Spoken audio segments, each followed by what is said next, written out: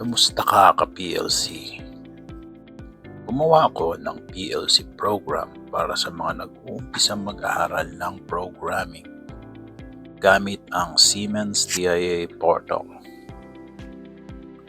Pwede itong gamitin dun sa mga application nyo na walang budget pang HMI at gusto lagyan ng passcode ang mga controls na hindi pwedeng operate ng mga hindi autorisadong tao.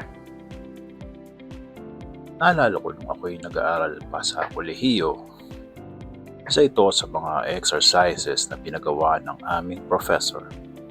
At sa kasamang palad ay hindi ko natapos dahil medyo kulang tayo sa practice ng mga panahon na iyon. Anyway, going back to the topic. Gumamit ako ng HMI dito dahil wala akong actual na PLC at mga push buttons. Pero pwede itong palitan ng physical push button kung nais mo. Kailangan mo lang na i-wire ang mga push button sa mga inputs ng PLC. Kailangan mo lang dito ay 12 inputs at 3 outputs.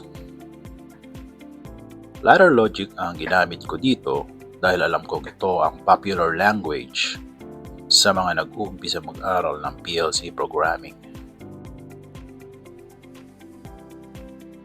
Makikita nyo sa program ang iba't ibang klase ng programming techniques katulad ng discrete control, basic math, at data manipulation. Gumamit din ako ng iba't ibang instruction. Meron din dito na indirect addressing, indexing, looping at array addressing type of programming. Share mo ito sa iyong mga kaibigan na interesadong mag-aral ng PLC program at i-PM mo sa akin ng screenshot ng shared photo at ibibigay ko sa iyo at sa iyong kaibigan program ng libre.